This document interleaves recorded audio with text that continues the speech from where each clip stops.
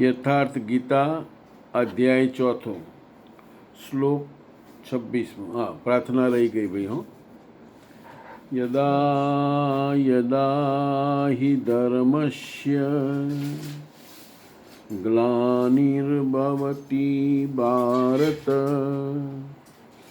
અભ્યુત્થાનમધર્મસ્ય તદાત્માनं સૃજામ્યહम् પરિત્રાણાય સાધૂનાં વિનાશાય ચ દુષ્કૃતાં ધર્મ સંસ્થાનાર્પાયે સંભવામિ યુગે યુગે.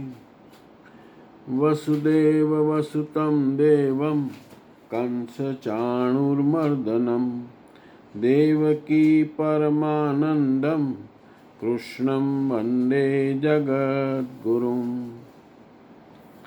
ચિંતા સંતાનહંતારો યત્પાદાંબુજરેણવઃ સ્વીયાનાં તાનિ ચાચાર્યં પ્ರಣમામિ મુહુર્મુહુર્હુઃ. યદનુગ્રહતો જંતુઃ સર્વદુઃખાતિગો ભવેત તમહં સર્વદા વંદે શ્રીમદ્વલ્લભનંદનમ. અજ્ઞાનતિમિરાન્ધસ્ય જ્ઞાનં જનશલાકયા ચક્ષુરુન્મીલિतं યેન તસ્મૈ શ્રીગુરુવે નમઃ. નમામિ હૃદયે શેષે લીલાક્ષીરાબ્ધિશાય નમઃ. લક્ષ્મી સહસ્રલીલાભિઃ સેવ્યમાनं કલાનિધિં ચતુરભિશ્ચ ચતુરભિશ્ચ ચતુરભિશ્ચ ત્રિભિષ્ટતા ષડ્ભી વિરાજતે યોऽસૌ પંચધારદયે મમ. અધ્યાય 4 શ્લોક 26. શ્રોત્રાદિની ધ્યાયાન્ય સંયમાગ્નિષુ જુહિતિ શબ્દાદિ વિષયાનન્ય ઇન્દ્રિયાણીષુ જયતિ. અન્ય યોગીજન શ્રોત્રાદિક એટલે શ્રોત, નેત્ર, ત્વચા, જીભ અને નાસિકા બધી જ ઇન્દ્રિયોને સંયમરૂપી અગ્નિમાં હવન કરે છે. અર્થાત ઇન્દ્રિયોને વિષયોથી સમેટીને સંયત કરી લે છે. અહીં જ્વાળાઓ સળગતી નથી. અગ્નિમાં નાખવાની દરેક વસ્તુ જેમ ભસ્મીભૂત થઈ જાય છે તે જ પ્રકારે સંયમ એક અગ્નિ છે જે ઇન્દ્રિયોના સંપૂર્ણ બહુર્મુખી પ્રવાહને દગ્ધ કરી દે છે. બીજા યોગી લોકો શબ્દાદિક એટલે શબ્દ, સ્પર્શ, રૂપ, રસ અને ગંધ વિષયોને ઇન્દ્રિયરૂપી અગ્નિમાં હવન કરી દે છે. અર્થાત તેમનો આશય બદલીને સાધના પરક બનાવી દે છે. સાધકે સંસારમાં રહીને જ ભજન કરવું પડે છે. સાંસારિક લોકોના સારા નરસા શબ્દો તેને અથડાય છે. વિષયોત્તેજક શબ્દોને સાંભળતા જ સાધક તેમના આશયને યોગ, વૈરાગ્ય સહાયક, વૈરાગ્યોત્તેજક ભાવોને બદલીને ઇન્દ્રિયરૂપી અગ્નિમાં હવન કરે છે. જેમ કે અર્જુન એકવાર પોતાના ચિંતનમાં હતો. અકસ્માત તેના કર્ણ પ્રદેશમાં સંગીત લહેરીનો ઝણકાર થયો. તેણે માથું ઊંચકીને જોયું તો ઉર્વશી ઊભી હતી, જે એક નૃત્યાંગના હતી. સૌ એના રૂપ ઉપર વારી જઈને મુગ્ધ થઈ ઝૂમી ઉઠ્યા હતા. પરંતુ અર્જુને તેને સ્નેહપૂર્ણ દ્રષ્ટિથી માતા સમાન જોઈ. તે શબ્દરૂપે આવેલો આકાર વિલીન થઈ ગયા, ઇન્દ્રિયોના અંતરાલમાં જ સમાઈ ગયા. અહીં જ ઇન્દ્રિયો અગ્નિ છે અગ્નિમાં હોમેલી વસ્તુ જેમ ભસ્મીભૂત થઈ જાય છે, તે જ રીતે ઉદ્દેશ ભાવ બદલીને ઈષ્ટને અનુકૂળ ઢાળી દેવાથી વિષયો તેજક રૂપ, રસ, ગંધ, સ્પર્શ અને શબ્દ પણ ભસ્મ થઈ જાય છે. સાધક ઉપર કોઈ ખરાબ અસર પાડી શકતા નથી. સાધક તે શબ્દોમાં રુચિ નથી લેતો, તેને ગ્રહણ નથી કરતો. આ શ્લોકમાં અપરે અન્ય શબ્દો એક જ સાધકની ઊંચી નીચી અવસ્થાઓ છે. એક જ યજ્ઞકર્તાનો ઊંચો નીચો સ્તર છે. હવે આને જરા સરળતાથી સમજીએ. આ શ્લોકમાં સ્વામીજી ખૂબ સુંદર વાત સમજાવે છે. અહીં અલગ અલગ યજ્ઞની વાત નથી, પરંતુ ભક્તની જુદી જુદી અવસ્થાઓ બતાવે છે. ભક્ત જ્યારે ભજન કે સેવા કરે છે, ત્યારે તે સંસારમાં જ રહે છે.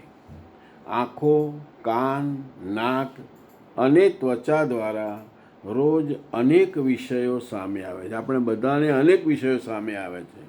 બહાર ફરતા હોઈએ, ક્યાંક સંગીત સાંભળીએ તો સંગીત આપણા કાનમાં આવે, ક્યાંક સરસ વસ્તુ જોઈએ તો આપણા આંખોમાં આવે. અનેક વિષયો સામે આવે, પરંતુ સાચો ભક્ત એ વિષયોમાં ફસાતો નથી. પહેલી અવસ્થા, ભક્ત પોતાની ઇન્દ્રિયોને વિષયમાં દોડવા દેતો નથી. આંખને જ્યાં ત્યાં જોવા દેતો નથી. કાનને નિરર્થક વાતોમાં રસ લેવા દેતો નથી. આપણે તો પોલિટિક્સની વાતો થતી હોય તો બેસી જઈએ અને ઘણી બધી કરીએ. એમાં આપણે કાંઈ લેવા દેવા ના હોય, આપણું કશું ચાલતું ના હોય ને આપણે કોઈ સાંભળવાનું નથી. કાનને નિરર્થક વાતોમાં રસ લેવા દેતો નથી. જીભને સ્વાદ પાછળ દોડવા દેતો નથી. આને ઇન્દ્રિયોને સંયમરૂપી અગ્નિમાં હોમવી કહેવાય છે. બીજી અવસ્થા, ભક્ત સંસાર છોડતો નથી, પરંતુ સંસારના વિષયોનો અર્થ બદલી દે છે. સંસારમાં જે કંઈ વિષયો તો છે જ, આપણે એને બદલવાના છે. જે વસ્તુ પહેલાં આસક્તિ વધારતી હતી, એ જ હવે ભગવાનની યાદ અપાવે છે. જેમ અર્જુનને ઉર્વશીને ભોગની દ્રષ્ટિથી નહીં, પરંતુ માતા તરીકે જોઈ, તેથી ઉર્વશીનું રૂપ તેના મનમાં કોઈ વિકારો પેદા કરી શક્યું નહીં. વિષય આવ્યો, પણ મનને સ્પર્શી શક્યો નહીં. એટલે અગ્નિ બહારની આગ નથી, શુદ્ધ ભાવ અને સંયમની આગ છે. એમાં વિષયોની વાસના બળી જાય છે. બહુ સરસ રીતે સમજવા જેવું છે. મહાપ્રભુજી શીખવે છે કે આ જગત છોડવાનું નથી, પરંતુ શ્રી ઠાકોરજીનું બનાવી દેવાનું. આખું જગત આપણે ઠાકોરજીનું બનાવી દેવાનું છે. ધારો કે ખૂબ સુંદર ફૂલ જોયું. સામાન્ય માણસ વિચારે કે આ ફૂલ કેટલું સુંદર છે, મને મળે. પરંતુ પૃષ્ટિ માર્ગનો વૈષ્ણવ વિચારે, આ ફૂલ તો મારા ઠાકોરજીને અર્પણ કરવા યોગ્ય છે. આ આપણે આપણા જીવન વ્યવહારમાં પણ જોઈએ છીએ. એ જ ફૂલ હવે વિષય ન રહ્યો, સેવાનું સાધન બની ગયું. આવી દરેક વસ્તુને આપણે જીવનમાં ઉતારવાની છે.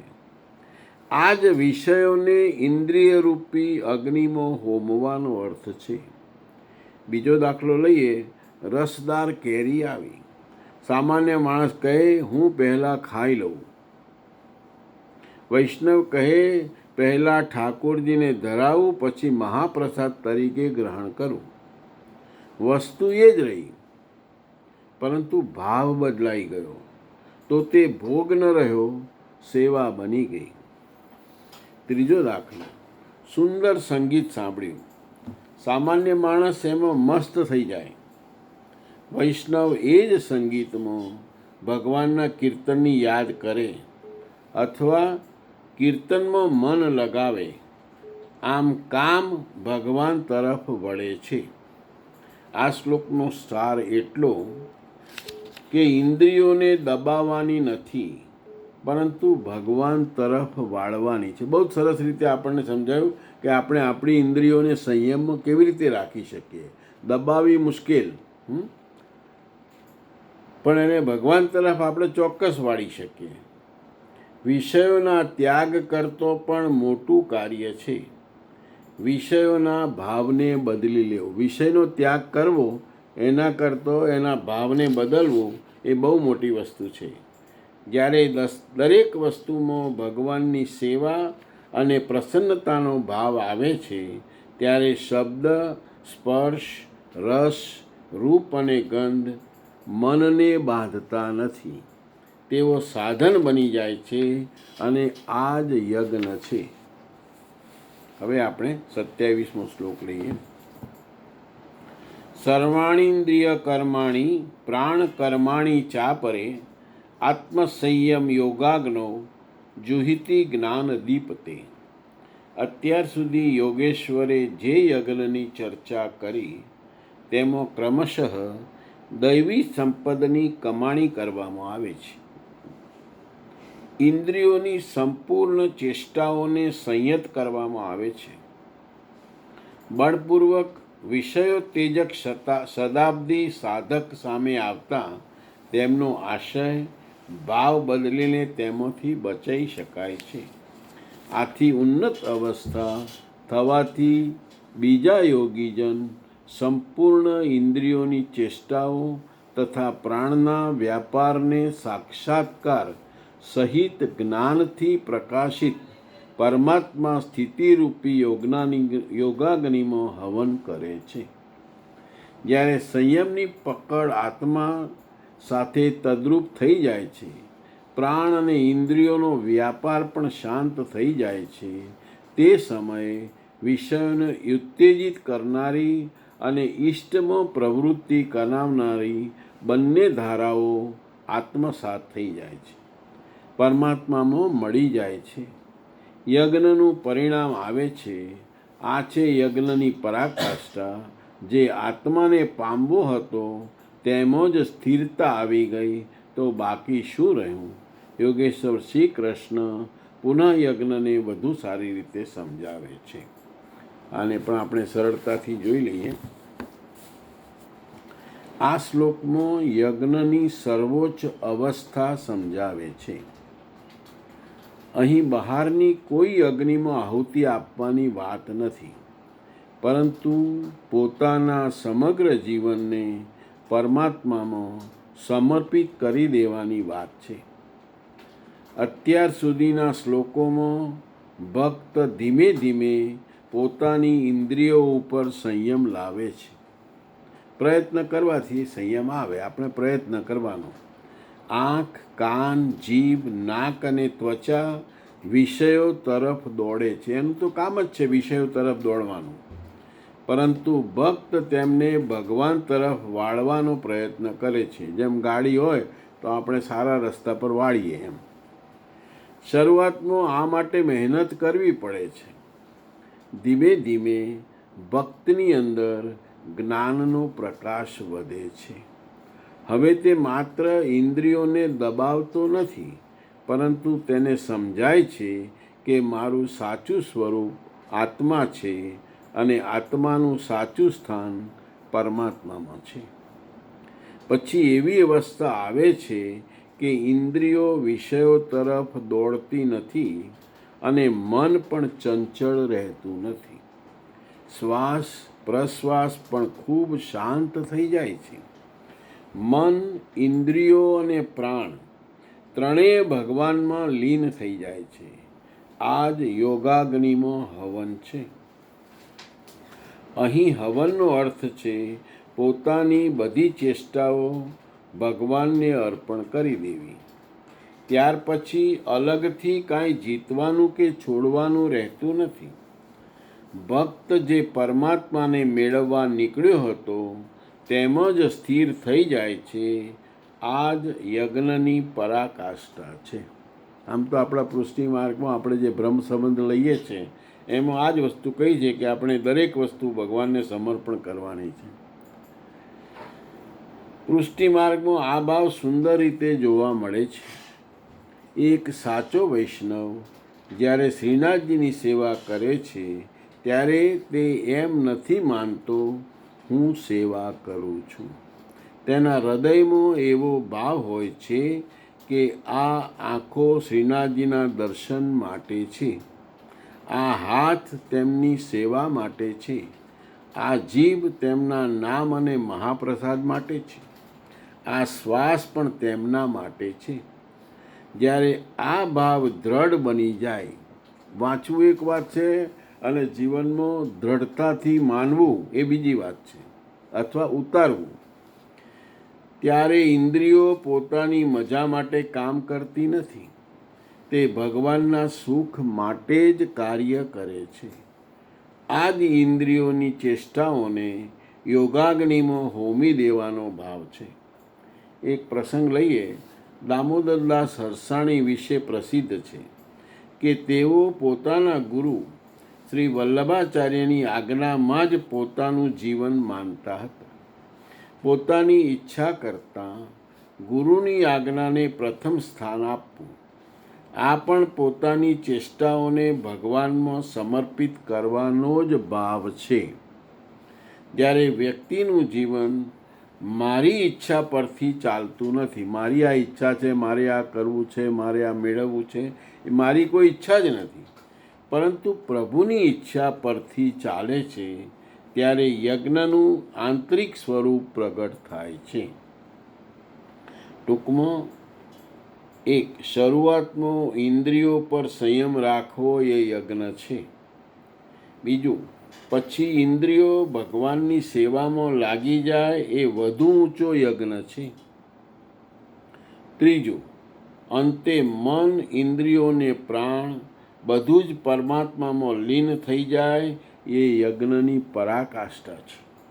અને ચોથું, ત્યારે ભક્ત પરમાત્મા સિવાય બીજું કાંઈ ઈચ્છતો નથી, એને ફક્ત ભગવાન જ મેળવવા છે, બીજું કાંઈ જોઈએ નહીં. હવે શ્લોક 28. દ્રવ્ય યજ્ઞાસ્તપો યજ્ઞા યોગ યજ્ઞાસ્ત પરે સ્વાધ્યાય જ્ઞાન યાશ્ચ યતઃ સંસિત વ્રતા. અનેક લોકો દ્રવ્ય યજ્ઞ કરે છે, અર્થાત આત્મપથમાં મહાપુરુષોની સેવામાં પત્ર પુષ્પ અર્પણ કરે છે. તે સમર્પણની સાથે મહાપુરુષોની સેવામાં દ્રવ્ય વાપરે છે. શ્રી કૃષ્ણ આગળ જતા કહે છે, ભક્તિભાવથી પત્ર પુષ્પ ફળ ફૂલ જે કાંઈ મને આપે છે તેને હું આરોગું છું અને તેનું પરમ કલ્યાણ કરું છું. આ પણ યજ્ઞ જ છે. દરેક આત્માની સેવા કરવી, માર્ગ ભૂલેલાને આત્મપથ પર લાવવો દ્રવ્ય યજ્ઞ છે, કારણ કે પ્રાકૃતિક સંસ્કારોને બાળવાને તે સમર્થ છે. આ રીતે કેટલાક પુરુષ તપોયજ્ઞ સ્વધર્મ પાલનમાં ઇન્દ્રિયોને તપાવે છે, અર્થાત સ્વભાવથી ઉત્પન્ન ક્ષમતા મુજબ યજ્ઞની નિમ્ન અને ઉન્નત અવસ્થાઓ વચ્ચે તપે છે. આ માર્ગની અલ્પ જાણકારી હોવાથી પહેલી શ્રેણીનો સાધક શુદ્ર પરિચર્યા દ્વારા, વૈશ્ય દૈવી સંપદના સંગ્રહ દ્વારા, ક્ષત્રિય કામ ક્રોધાદિના ઉન્મૂલન દ્વારા અને બ્રાહ્મણ બ્રહ્મમાં પ્રવેશની યોગ્યતાના સ્તરથી ઇન્દ્રિયોને તપાવે છે. તે સૌને એક સરખો પરિશ્રમ કરવો પડે છે. હકીકતમાં યજ્ઞ એક જ છે, અવસ્થા મુજબ ઊંચી નીચી શ્રેણીઓ પસાર થતી જાય છે. પૂજ્ય મહારાજજી કહેતા કે મન સહિત ઇન્દ્રિયોને અને શરીરને લક્ષ્યને અનુરૂપ તપાવવું એ જ તપ છે. મન ઇન્દ્રિયો લક્ષ્યથી દૂર ભાગશે એમને સમેટીને ત્યાં જ લગાવો. અનેક પુરુષ યોગ યજ્ઞનું આચરણ કરે છે. પ્રકૃતિમાં ભટકતા આત્માનું પ્રકૃતિથી પર એવા આત્મા સાથેના મિલનનું નામ જ યોગ છે. આ થોડુંક ભાષામાં સમજવામાં તકલીફ પડે ને, એટલા માટે જ આપણે સરળ ભાષાની બુક તૈયાર કરી શકીએ. યોગની પરિભાષા અધ્યાય 6:23 જોવા યોગ્ય છે. સામાન્ય રીતે બે વસ્તુઓના મિલનને યોગ કહેવાય છે.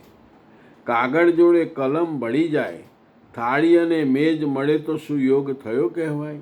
ના, આ તો પંચભૂતોથી બનેલા પદાર્થો છે. તે એક જ છે, બે ક્યાં છે? બે તો પ્રકૃતિ અને પુરુષ છે. પ્રકૃતિમાં સ્થિત આત્મા પોતાના જ શાશ્વત રૂપ પરમાત્મામાં પ્રવેશ પામે છે, તો પ્રકૃતિ પુરુષમાં વિલીન થઈ જાય છે, અને આ જ યોગ છે. આને સરળ રીતે આપણે જોઈશું આગળ. માટે અનેક પુરુષ આ મિલનમાં સહાયક એવા શમ, દમ વગેરે નિયમોનું સારી રીતે આચરણ કરે છે. યોગ યજ્ઞ કરનાર તથા અહિંસાદી તીક્ષ્ણ વ્રતોથી જોડાયેલા પ્રયત્નશીલ પુરુષ પોતાનું જ અધ્યયન સ્વરૂપનું અધ્યયન કરનારા જ્ઞાન યજ્ઞના કરતા છે. અહીં યોગના અંગો યમ, નિયમ, આસન, પ્રાણાયામ, પ્રત્યાહાર, ધારણા, ધ્યાન અને સમાધિનો અહિંસાદી ઉગ્ર વ્રતોથી નિર્દેશ કરવામાં આવ્યો છે. ઘણા લોકો સ્વાધ્યાય કરે છે. પુસ્તકનું વાંચન તો સ્વાધ્યાયનો પ્રથમ સ્તર માત્ર છે, વિશુદ્ધ સ્વાધ્યાય છે. સ્વયંનું અધ્યયન, એનાથી સ્વસ્વરૂપની પ્રાપ્તિ થાય છે. એનું પરિણામ છે જ્ઞાન અથવા સાક્ષાત્કાર. હવે આપણે એને સરળતાથી જોઈ લઈએ. આ શ્લોકમાં ભગવાન વિવિધ પ્રકારના યજ્ઞની વાત કરે છે, પણ સ્વામીજીનો મુખ્ય ભાર એ પર છે કે યજ્ઞ ઘણા નથી. યજ્ઞ એક જ છે, પરંતુ ભક્તિની સ્થિતિ પ્રમાણે તેના રૂપ બદલાય છે. પહેલું, દ્રવ્ય યજ્ઞ એટલે શું? આમાં આપણે શબ્દ આવ્યો કે દ્રવ્ય યજ્ઞ. તો દ્રવ્ય યજ્ઞનો અર્થ માત્ર ઘીમાં આહુતિ આપવી કે કોઈ સંસ્થાને દાન કરવું એવો નથી. જ્યાં આપણું ધન, સમય, શક્તિ અને સામગ્રી ઈશ્વરની દિશામાં વપરાય, અહીંયા સ્પષ્ટ શબ્દ વાપર્યો છે કે ઈશ્વરની દિશામાં વપરાય, તે દ્રવ્ય યજ્ઞ છે. જેમ કે સંતોની સેવા કરવી, ભૂખ્યા માણસને ભોજન આપવું, ધર્મ પ્રચારમાં મદદ કરવી, મંદિર, આશ્રમ કે સદગ્રંથ માટે દાન આપવું, કોઈ ભટકેલા માણસને સારા માર્ગે લાવવા પ્રયત્ન કરવો, આ બધા જ ભગવાનની તરફ વાળવાવાળા છે, ઈશ્વરની દિશામાં. મૂળ વાત, માત્ર પૈસા આપવાથી યજ્ઞ થતો નથી. ઈશ્વર ભાવથી આપીને ત્યારે તે યજ્ઞ બને છે. હવે બીજું, તપોયજ્ઞ એટલે શું? તપનો અર્થ શરીરને પીડા આપવી એવો નથી. મન અને ઇન્દ્રિયોને સાચી દિશામાં રાખવા માટે જે સંઘર્ષ કરવો પડે તે તપ છે.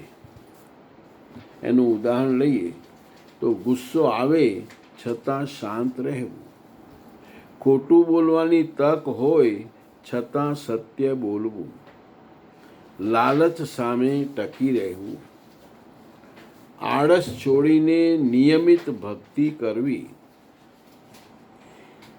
ઇન્દ્રિયો લક્ષ્યથી દૂર ભાગે છે તેમને સમેટીને ઈશ્વરમાં લગાડવી, એ જ સાચું તપ છે. આપણી ઇન્દ્રિયો તો ભટકતી રહેવાની જ છે, પણ એને આપણે સમેટવી પડે, વાળવી પડે અને ભગવાન તરફ લગાડવી પડે, અને એ જ સાચું તપ છે.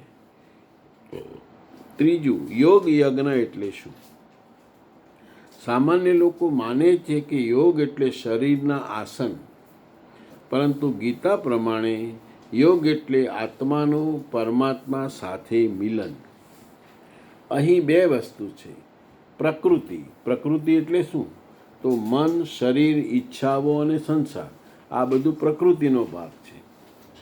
અને બીજું પુરુષ એટલે શુદ્ધ આત્મા.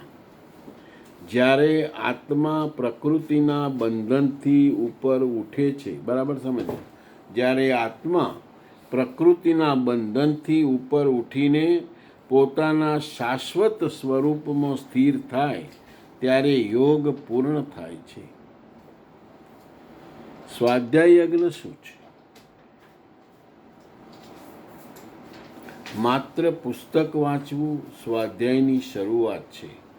સાચો સ્વાધ્યાય એટલે પોતાના મનનું અધ્યયન. અધ્યયન તો આપણે મનમાં કરવાનું છે. પોતાને પૂછવું, મને ગુસ્સો કેમ આવે છે? મારી અંદર લાલચ ક્યાં છે? આપણે આ રોજ આપણા શરીરમાં તપાસવું પડે. મને ગુસ્સો આવ્યો તો કેમ આવ્યો, અને ના આવવો જોઈએ એના માટેનો શું પ્રયત્ન હોય? હું કોના માટે જીવું છું? મારું સાચું સ્વરૂપ શું છે? આ તપાસ માણસને આત્મજ્ઞાન તરફ લઈ જાય છે. કૃષ્ણ માર્ગે એક સરળ દાખલો. સુદામાજી અને શ્રી કૃષ્ણનો પ્રસંગ. સુદામાજી પાસે ધન નહોતું. તેમણે માત્ર થોડા પૌવા પ્રેમથી અર્પણ કર્યા. શ્રી કૃષ્ણે તે સ્વીકાર્યા, કારણ કે તેમાં દ્રવ્ય કરતો ભાવ મોટો હતો. આ જ છે દ્રવ્ય યજ્ઞનું ઉદાહરણ. તપોયજ્ઞનો દાખલો. મીરાબાઈને રાજમહેલનું સુખ છોડવું પડ્યું, વિરોધ સહન કરવો પડ્યો. આમે આ રસ્તે જાય ને એને ઘણા બધા વિરોધો આવે અને ઘણી બધી મુશ્કેલીઓ આવે, પણ મનને કૃષ્ણમાં સ્થિર રાખ્યું. આ તપોયજ્ઞ છે. ઇન્દ્રિયોને ભગવાન તરફ વાળવાનો તપ. આ આખા શ્લોકનો સરળ સાર. 1. કોઈ ધનથી સેવા કરે તે દ્રવ્ય યજ્ઞ. 2. કોઈ ઇન્દ્રિયોને સંયમમાં રાખે તે તપોયજ્ઞ. 3. કોઈ આત્માને પરમાત્મામાં જોડવાનો પ્રયત્ન કરે તે યોગ યજ્ઞ. અને 4. કોઈ પોતાના મનનું અધ્યયન કરે તે સ્વાધ્યાય યજ્ઞ. કોઈ આત્મા સત્યને અનુભવે છે તે જ્ઞાન યજ્ઞ. પરંતુ અંતે બધા માર્ગોનો હેતુ એક જ છે: મનુષ્યને પ્રકૃતિના બંધનમાંથી કાઢીને પરમાત્મામાં સ્થિર કરો. આપણે આ પ્રકૃતિ એટલે જોઈ લઉં કે આ બધું આખો સંસાર છે, પ્રકૃતિ છે. એના બંધનમાંથી આપણે બહાર નીકળવાનું અને પરમાત્મામાં સ્થિર થવાનું. એક વાક્યમાં કહીએ તો યજ્ઞ એટલે પોતાની સ્વાર્થ વૃત્તિને અર્પણ કરીને આત્માને પરમાત્માની દિશામાં આગળ વધારવાનો પ્રયત્ન. 84 વૈષ્ણવમાંથી ઉદાહરણ લઈએ તો આ પાંચેય યજ્ઞ સમજાવવામાં સરળતા રહે. પણ નોંધનીય છે કે આ ફક્ત ભાવ સમજવા માટે. આમાં જે દાખલા આપ્યા છે એ ખાલી ભાવ સમજવાનો છે. ગીતા આ વૈષ્ણવોનો સીધો ઉલ્લેખ કરતી નથી. ગીતામાં આ બધા વૈષ્ણવ, પણ આ તો બધા આપણે ખોળ્યા છે. આપણે બધા જે બેસે છે સત્સંગમાં એ બધા જ પૃષ્ટિ માર્ગીય વૈષ્ણવ છે.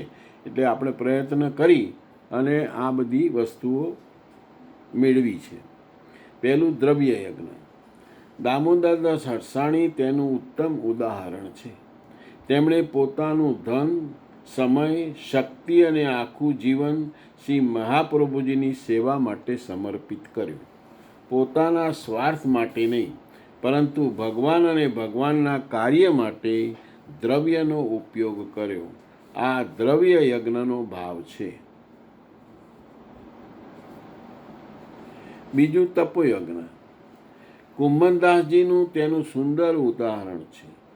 અકબરના દરબારમાં જવાની તક અને માન સન્માન મળવા છતાં તેમણે વૈભવનો સ્વીકાર કર્યો નહીં. પોતાનું મન અને ઇન્દ્રિયોને માત્ર શ્રીનાથજીની સેવામાં સ્થિર રાખ્યા. આ ઇન્દ્રિય સંયમ અને ભગવાન માટે સહન કરેલું તપ એટલે તપોયજ્ઞ છે. ત્રીજું યોગ યજ્ઞ. સુરદાસજીનું જીવન યોગ યજ્ઞનું ઉદાહરણ છે.